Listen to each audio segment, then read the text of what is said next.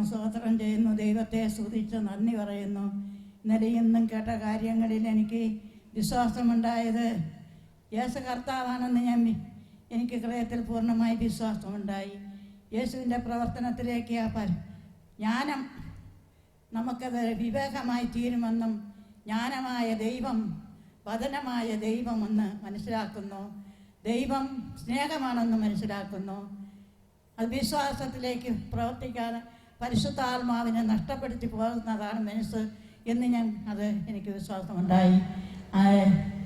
പങ്കുവെച്ച വചനത്തിലൂടെ എനിക്കത് വളരെ മനസ്സിലാകുന്നു. ജ്ഞാനം ദൈവമാണല്ലോ, അത് നമ്മൾ ഗ്രഹിക്കുന്നില്ലല്ലോ, അത് മനസ്സിലാക്കുന്നില്ലല്ലോ.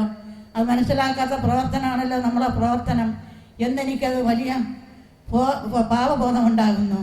അങ്ങനെ ഇത് ജ്ഞാനവും ജ്ഞാനമായ ആ വചനമായ ദൈവം, ആ സ്നേഹം എല്ലാവരും ഉണ്ടാകുകയും അനുഗ്രഹം പ്രാപിക്കുകയും ഈ ഇപ്പോൾ വചനം പങ്കുവച്ചുകൊണ്ടിരിക്കുന്ന ആ ദൈവമക്കളുടെ ആ സ്വരം, ആ വചന പങ്കുവയ്ക്കൽ എല്ലാവരും അത് വിശ്വാസവും നല്ല പ്രവർത്തനവും മനസ്സിലാക്കും.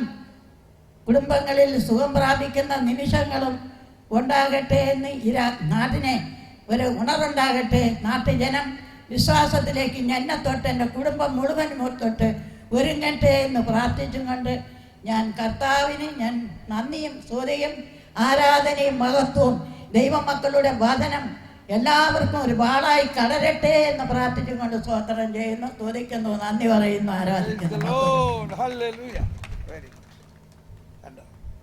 വിശ്വാസത്തിന്റെ ശബ്ദമാണ്. വരൂ സഹോദരന്മാർ, വരൂ. ആരെങ്കിലും 1-2 പേര് വരൂ, വേഗം ധൈര്യമായിട്ട് വരൂ. ഇതൊരു ചാൻസാണ് കർത്താവിന് വേണ്ടി നന്ദി പറയാനും സാക്ഷ്യം പറയാനും.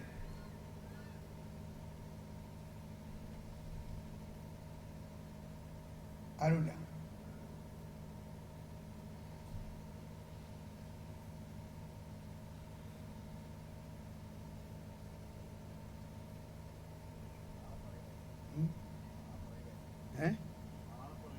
നാളെ പറയാം. എന്നാ ശരി, ഒരുക്കി പോരെ നാളെ. ഓക്കെ, അപ്പൊ നമുക്കിപ്പോ അവസാനിപ്പിക്കുന്നു. നാളെ രാവിലെ 4 മണിക്ക്